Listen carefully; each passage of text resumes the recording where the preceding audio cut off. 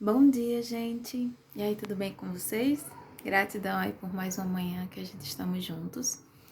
Como eu falei para vocês, hoje a aula é um pouquinho mais extensa, né? Já que não vou fazer exercício hoje, vou deixar para fazer exercício na próxima semana, tá bom? Então, na grade que eu tinha feito para vocês, no plano de aula, eu tinha colocado filosofia oriental como um dos componentes para vocês. O assunto que eu vou dar hoje não tem no livro didático de vocês, mas vocês sabem que em todas as disciplinas tem assuntos que a gente dá como professor, que copia no quadro, traz uma matéria extra para vocês, porque o livro didático, gente, não tem aquele livro que englobe tudo que você acha necessário, né? A gente escolhe da melhor maneira, mas não tem tudo. Sempre fica faltando uma coisinha e outra. Por isso que o professor sempre acaba copiando alguma coisa no quadro, trazendo um textinho extra e tal. Então, o conteúdo de hoje seria esse conteúdo que não tem no livro didático, porém é de extrema importância que vocês tenham contato com ele, tá? E eu fiz um material didático para vocês, eu mesmo produzi com aquilo que eu acho que seria interessante e fiz um slide, tá? Então, junto com a aula, vocês vão ver tanto o anexo do material para estudar, tá? Ler, estudar, como um anexo do slide da aula, tá ok? Que é esse slide que eu tô até usando aqui, que eu acho que vocês não vão conseguir ver, né? Por causa da tela do celular e da luz, acaba ficando ruim. Mas não se preocupe que vocês terão acesso a esse material, tá bom? Qualquer dúvida, gente, vocês vão deixando nos comentários durante a aula.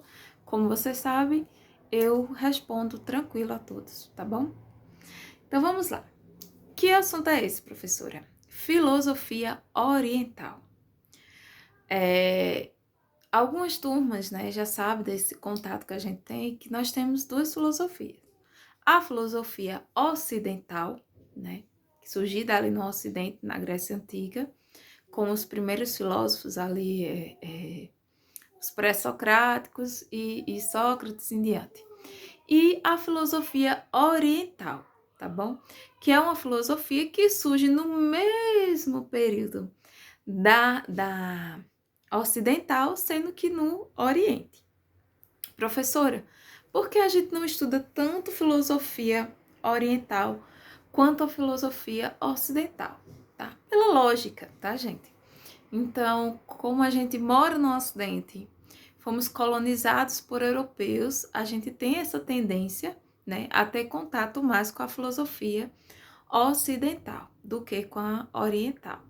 Mas não quer dizer que a ocidental seja melhor do que a filosofia oriental, porque cada uma vai ter características diferentes, né? Estamos falando de países diferentes, de continentes inteiros, tá? Então, existem peculiaridades que a gente não pode comparar uma com a outra, tá bom? Então, essa aula não é uma aula de comparação da filosofia oriental com a filosofia ocidental, mas é uma aula realmente para se conhecer essa filosofia oriental. Por quê? Porque a filosofia oriental ela está presente na nossa sociedade, sim, tá? Então ela está presente cada vez mais na sociedade ocidental, resquícios da filosofia oriental, tá bom? Então médicos, psicólogos, filósofos, terapeutas, então, empresários, muitas pessoas aqui no Ocidente, né, estão cada vez mais ligadas à filosofia oriental. E a gente vai ver por que daqui a pouco, tá bom? Então, grupo humano que melhor preserva a memória de sua história, os orientais nos chamam a atenção pela longevidade de sua presença cultural, pela sofisticação espiritual e social de cada país. E certamente o mais importante, pela profundidade e consistência com que construíram sua concepção de mundo, do universo e da relação do homem com os poderes fundamentais da natureza. Então, os orientais, eles têm uma característica bem, assim, marcante, que é essa concepção que eles têm do mundo, tá? Então, é totalmente diferente do ocidental.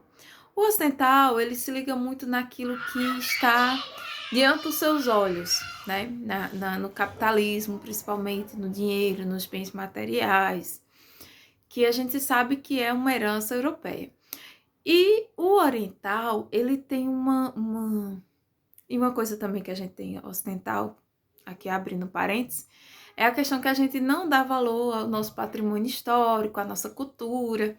Então, esse fato da gente achar que o que é velho não é história, o que é velho tem que derrubar e construir tudo novo, não pode preservar algo tal. Infelizmente, né, os ocidentais têm essa visão, né, futurista, que não conserva essas tradições culturais de cada região, tá bom? Por isso que muito da cultura de vários países já se perdeu, né? Ou está se perdendo, ou um grupo pequeno de pessoas luta para a resistência daquela cultura, tá? Porque a gente tem esse movimento de não se apegar a esse tradicionalismo cultural. Já o oriental, ele é aquele conservador patrimonial, ou seja, é aquela pessoa que conserva a sua cultura, conserva aquele patrimônio que ele vive.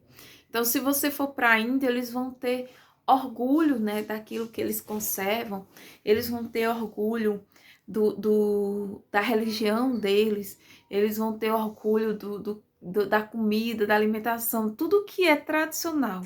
Se você for para a China, se você for para o Japão, se você for para um país oriental, seja qual for, vocês vão ver que eles vão ter esse amor e às vezes uma dedicação até extrema com relação à sua cultura. Tão extrema que eles acham, às vezes, que a cultura ocidental é uma cultura tão vaga, tão materialista, que eles não querem nem que, às vezes, as pessoas do Oriente se casem com pessoas do Ocidente, tá? Que acham que isso é mais uma maneira de dissipar aquela cultura, né?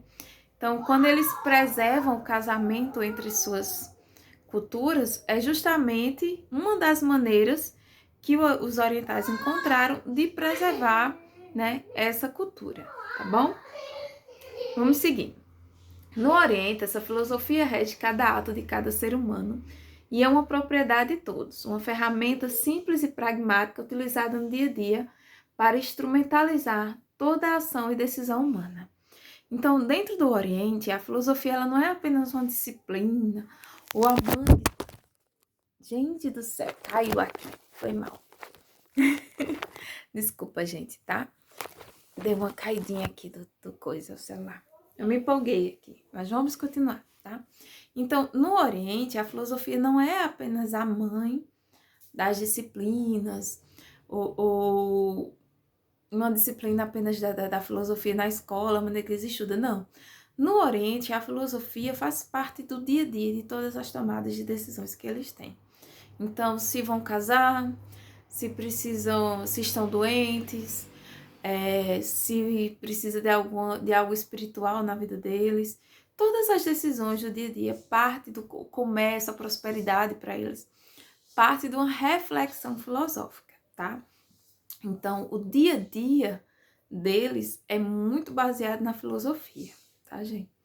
Então, lá no Oriente, é algo cultural, espiritual, ético. A filosofia, ela está intrínseca realmente nas pessoas. Pulando mais um pouquinho, né? Quais são as influências? Peraí, aqui. Acho que eu pulei demais. Peraí, ainda. Pronto. Uma historicidade. Uma das grandes maravilhas inexplicadas na natureza humana é o fato de que a filosofia floresceu pela primeira vez de modo inteiramente separado em diferentes partes do mundo, mais ou menos na mesma época. Então, quando se fala da história do surgimento da filosofia oriental, ela se bate com a filosofia ocidental no mesmo período, tá bom? Então, mais ou menos ali, né, no século 8 ali antes de Cristo, né, cerca de 300 anos antes de Cristo nascer, existia já a filosofia oriental e a filosofia ocidental, tá bom? Vocês já ouviram falar de Alexandre o Grande, né? Foi um dos que conquistaram ali a Grécia. E após a Grécia ser o berço da filosofia, já ter sido uma das grandes cidades ali do período antigo, quando Alexandre o Grande conquista ali a Grécia, ele constrói várias bibliotecas. E ele é um estudioso, ele foi ensinado por um filósofo grego. Quando ele se torna um grande rei e tal, ele envia um filósofo para a Índia, porque ele queria entender a filosofia oriental.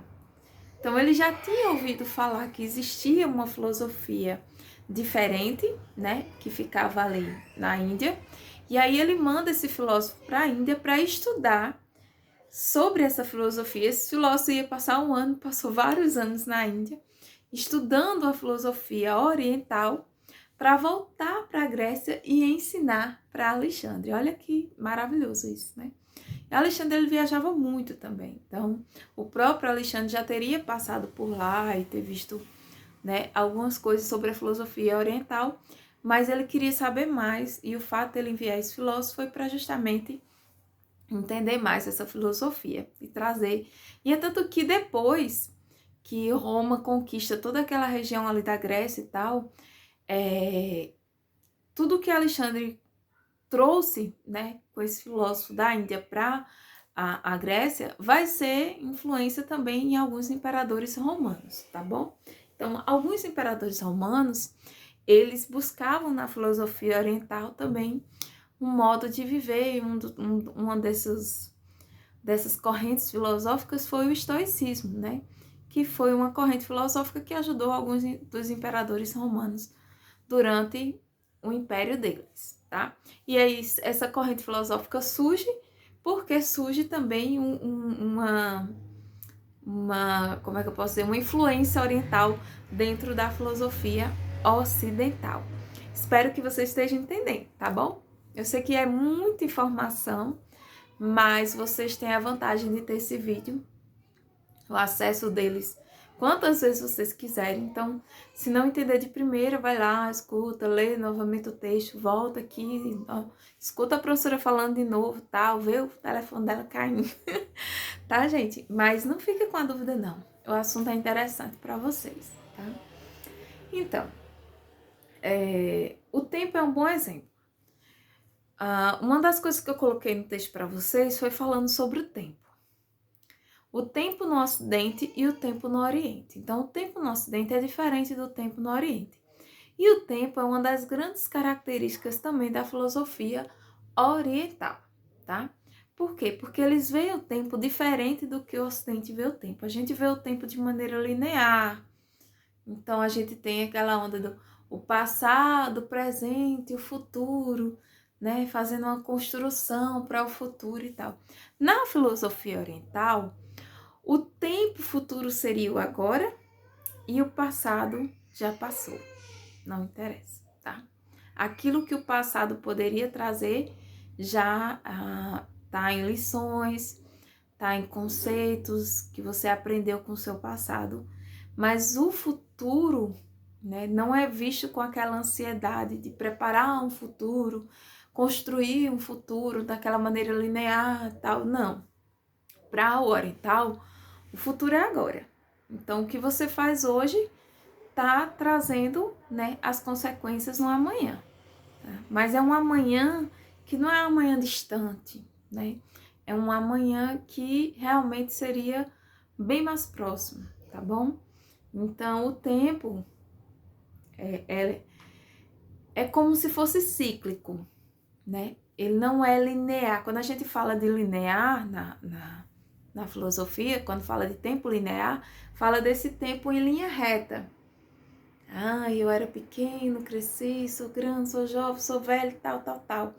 Para a filosofia oriental, o tempo ele é cíclico, ou seja, ele é como um círculo. Então, não importa a idade que você tenha, o que importa é a sabedoria que você tem. Então, na filosofia oriental, você pode ter 17 anos e ser um sábio, 12 anos e ser um sábio, 60 anos e não ter uma mentalidade de um adulto. Então, eles não querem saber a sua idade, o tempo cronológico. Eles querem saber a capacidade que você tem de refletir, né, sobre a vida, sobre o universo, sobre as questões, né, ligadas ao bem viver, né, a qualidade da vida, tá bom? Então, tem essas diferenças. Partindo mais um pouquinho. Sim, o principal filósofo considerado, né, oriental, que iniciou esse nome de filosofia oriental e uma corrente filosófica realmente, foi Confúcio, tá? Ali em 500 a 479 a.C. Então, Confúcio, ele era chinês e ele deixou, né, o confucionismo, que é uma das maiores correntes da filosofia oriental de todos os tempos, né, com ensinamentos que ultrapassam até os dias de hoje e tem um legado maravilhoso. O confucionismo é um sistema filosófico preocupado com as questões políticas, sociais, pedagógicas, éticas e religiosas, tá? Por quê foi tão importante essa corrente filosófica? Porque, como eu disse agora, ele mexe com tanta coisa. Então, ele vai falar de política, ele vai fazer uma reflexão religiosa, uma reflexão pedagógica, ética. Então, o ensinamento, o estudo, né, para Confúcio é essencial. Ele não vê uma sociedade que vai crescer, que vai ser próspera, que vai ter uma política, uma questão de uma sociedade que seja uma sociedade não perfeita, que não existe, mas uma sociedade harmoniosa, como ele diria. Ele não vê isso sem uma educação, sem uma ética, tá bom? Sem esse tipo de reflexão. O que é o confucionismo? Como dito já, o confucionismo é uma ideologia religiosa e sociopolítica criada por Confúcio. Nessa religião milenar, não há adoração de divindades, igrejas, nem fundamentos de vida após morte. Da mesma forma que o taoísmo, os praticantes do confucionismo acreditam no Tao, que nada mais é do que a tão sonhada busca pelo equilíbrio da vida entre natureza e o homem, tá? Então, o confucionismo, mesmo sendo considerado uma religião, não é uma religião como as religiões do Ocidente. Então, não tem templos, não tem um líder religioso. Confúcio, você pensa, mas Confúcio não era um líder, mas ele não era Deus, não era considerado um Deus. Ele era considerado alguém sábio, né? Que criou essa reflexão filosófica e influenciou, né, toda uma época, né, todas as pessoas até os dias de hoje a essa reflexão, tá bom? Então, o que que eles querem? O que que eles acreditam? Eles acreditam no equilíbrio da vida. A vida, quando você tá cheio de problemas, quando você diz assim, eu não encontro uma saída, tá tudo dando errado para mim. Então, Confúcio vai dizer que existe ali um desequilíbrio. Existe algo em você que precisa ser refletido e que precisa ser curado para que você volte a se equilibrar. Para isso, ele diz que nosso corpo aqui, nosso corpo, né, carne e osso, ele deve estar coerente com a nossa mente, com o nosso lado espiritual. Então, ele deve estar coerente com a ética, tá? Então, sabe aquela história de mente sã, corpo sã? Pronto. Então ele vai dizer, olha, não adianta você dizer que tá com o corpo bem, mas sua cabeça tá embaralhada. Alguma coisa vai dar errado mais pra frente. Ou sua cabeça tá assim, mas você tá se alimentando mal, você tá com o corpo doente. Existe um desequilíbrio, né? E para o confucionismo, assim como para o taoísmo, né? Essas filosofias orientais, elas falam tudo que existe esse equilíbrio. E que esse equilíbrio é o que mais importa na vida do ser humano, tá bom? Confúcio, o criador, era visto como um mestre conselheiro que tinha como objetivo orientar seus seguidores, os quais almejavam pela harmonia e o equilíbrio. E através de seus ensinamentos, os praticantes ouviam suas frases motivacionais e se orientavam a escolher caminhos sábios. Gente, a gente acha que Depressão surgiu agora, doença desse século, não existiu depressão, existiu sim, tá? A depressão, ela já existe desde os tempos remotos. As pessoas já se encontravam em situações em que elas não encontravam felicidade, que elas ficavam apáticas, tá? E isso, ó, a gente tá falando de um período confuso antes de Cristo, tá? Então já era procurado Confúcio para conselhos relacionados à vida, à tristeza constante. Então, que eram sinais hoje que a gente poderia dizer que eram sinais depressivos. Então, Confúcio ele tinha essas pessoas que seguiam ele para saber mais como equilibrar a vida deles, como encontrar um propósito de vida. Que quando a gente fala de uma pessoa com depressão, a gente está falando de pessoas que não têm esse propósito de vida, né?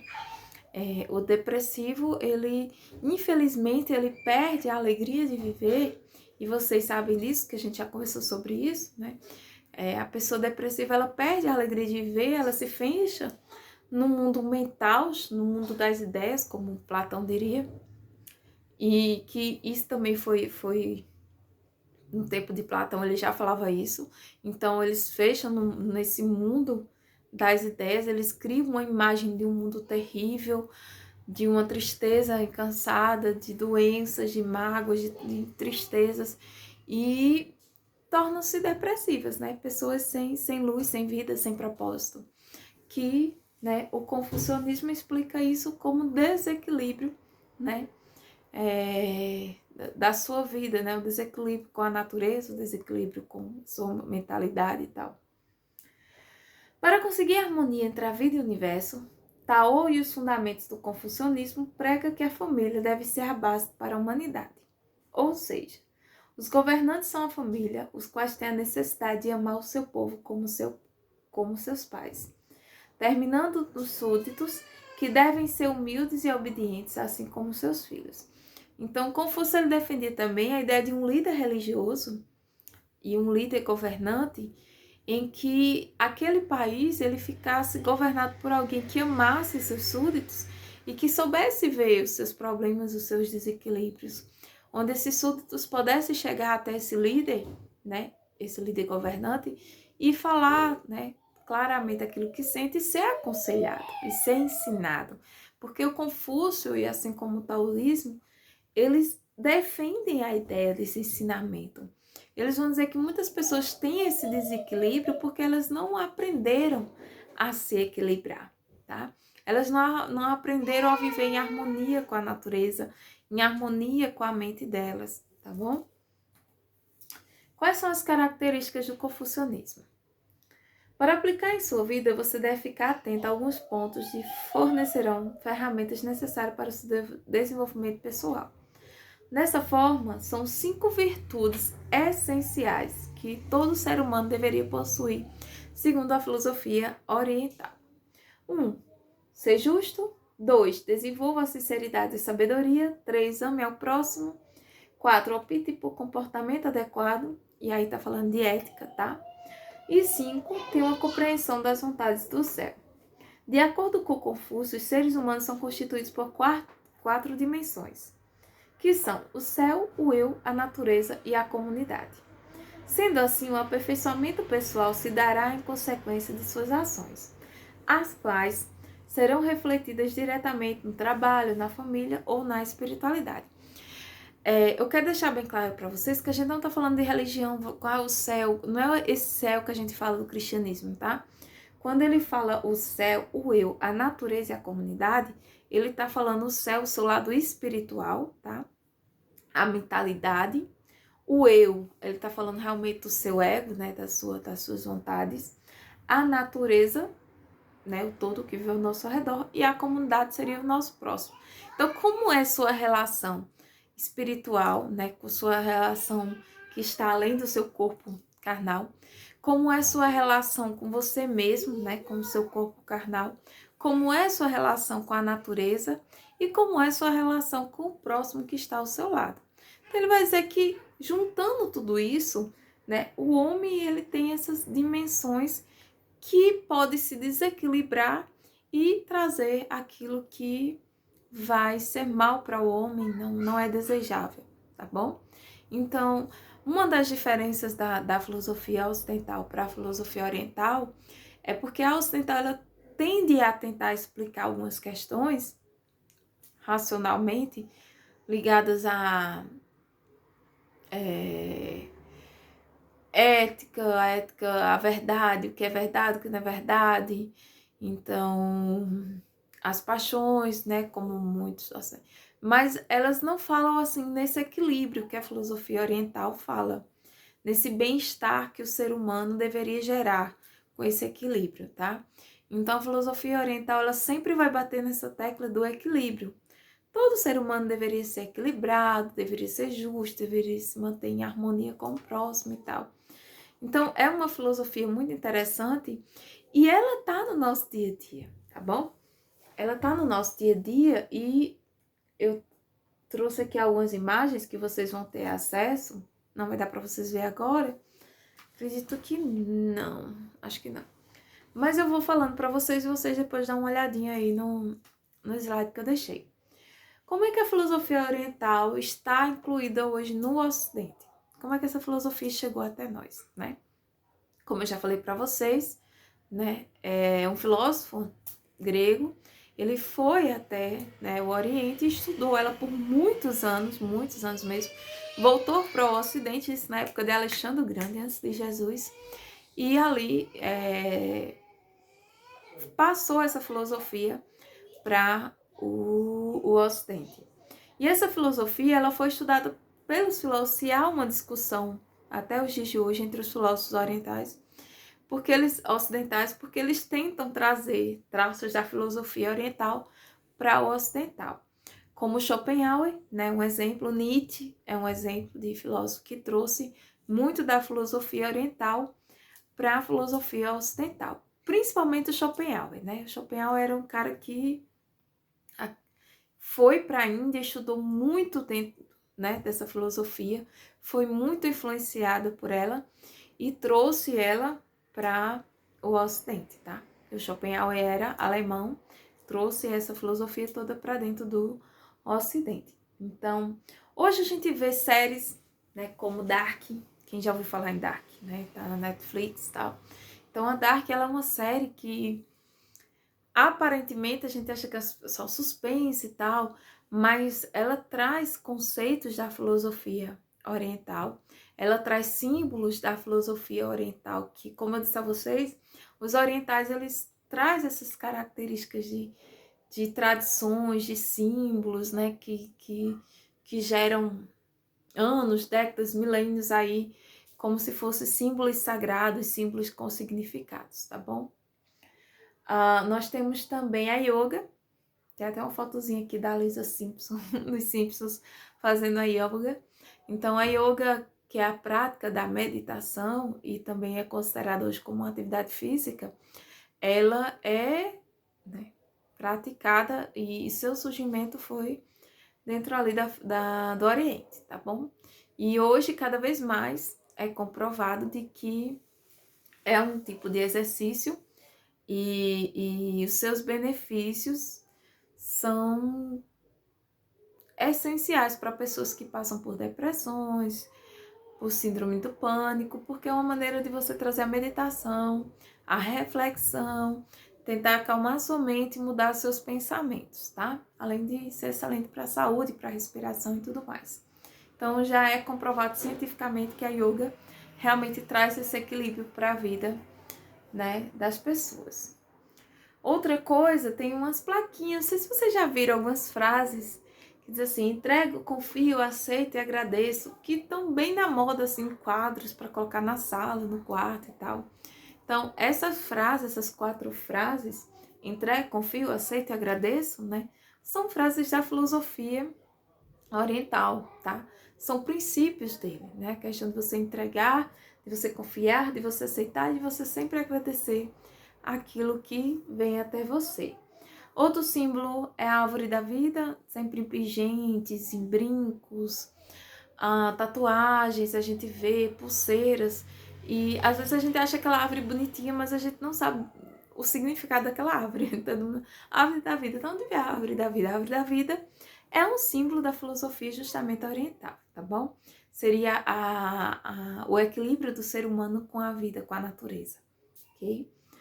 A outra série da Netflix que fala sobre a filosofia oriental e a junção dela com a filosofia ocidental é aquele Hell, o Poder da Mente, né?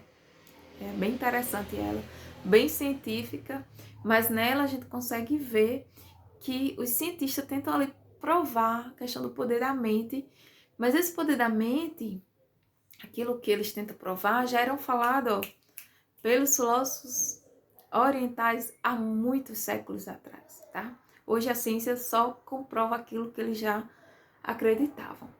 Algo que está bem na moda hoje é o tal do coach, né? Acho que vocês abriram o Instagram, os pais de vocês com certeza já ouviram falar no coach. Então, empresas, escolas, vários segmentos, comércio, fala de coach. Quem é o coach? O coach é aquela pessoa que vai ajudar a empresa, que vai ajudar a escola ao desenvolvimento pessoal. Olha que legal. Por quê? Porque hoje acredita-se que as pessoas, elas estão assim, no piloto automático. E eu, né, tenho várias provas disso. Inclusive vocês, meus alunos, são prova disso. Quantas vezes eu coloquei textos, né, avisos, enunciados na plataforma de vocês e vocês não lê ou lê a primeira frase, não lê o resto e em poucos minutos chegam para mim com a mesma pergunta que já está descrito lá. Por quê? Porque vocês estão no piloto automático. Vocês não estão refletindo. Vocês não estão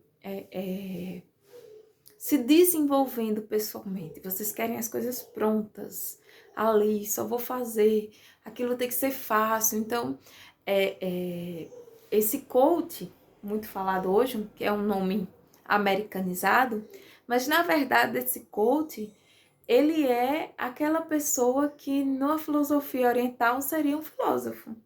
Seria a pessoa que chegaria para ensinar como você alcançar o seu desenvolvimento pessoal. Por quê? Porque as empresas hoje, e as grandes empresas, gente, eu tô falando de grandes empresas mesmo, as grandes, né, multinacionais, empresas de sucesso, todas têm o coach, tá?